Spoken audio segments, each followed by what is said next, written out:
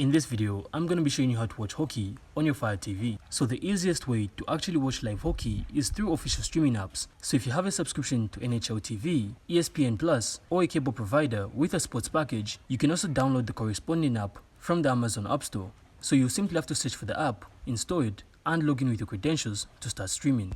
And if you use a live TV streaming service like YouTube TV, Hulu Plus, Live TV, Sling TV, or Fubo TV, you can also watch games through their respective apps. So most of these services actually include channels like ESPN, TNT, and regional sports networks that broadcast NHL games. But for free options, you can also check out apps like Tubi or Pluto TV, which sometimes offer hockey highlights and classic games. So the NHL app also provides free clips, game recaps, and news updates. Now, what if your game is actually blocked due to regional restrictions? Well, to solve this, you can also use a VPN. So simply install a VPN app on your Fire TV, connect to a server in a different region, and access the game without blackouts. And that's it. So I really hope you found this insightful, and if you did, then make sure to leave a like and of course subscribe. Then we'll see you on the next one.